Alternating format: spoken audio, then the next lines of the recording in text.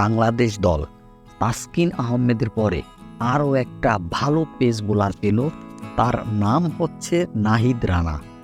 এই নাহিদ রানা পাকিস্তান সফরে যে টেস্ট সিরিজ দুটো হয়েছে সেখানে খুব দারুণ ভালো বল করেছে। এই এত ভালো বল করেছে যে তার লাইন লেন্থ দুটোই ভালো ছিল, এবং বিশেষ করে তার বোলিংয়ের একটা স্পেশাল দিক হচ্ছে যে তার বোলিং স্পিড। তার যে বোলিং স্পিড ছিল, তার বলের যে গতি ছিল, বিভ্রান্ত করেছে পাকিস্তান ক্রিকেট দলের সব ব্যাটসম্যানকে। বিশেষ করে টপ অর্ডারের যে ব্যাটিং ছিল, একাই প্রায় সবাইকে নাকানি চুপিয়ে খাইয়েছে।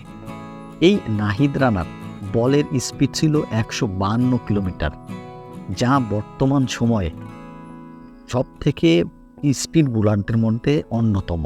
এখন এই নাহিদ রানাকে বাংলাদেশ ক্রিকেট বোর্ড বা বাংলাদেশ ক্রিকেট দলের ম্যানেজমেন্টটা কিভাবে চর্চা করবে সেটাই দেখার অপেক্ষায়। বাংলাদেশ ক্রিকেট দলের বিষয়ে কোনো মন্তব্য থাকলে কমেন্ট বক্সে লিখে জানাতে পারেন।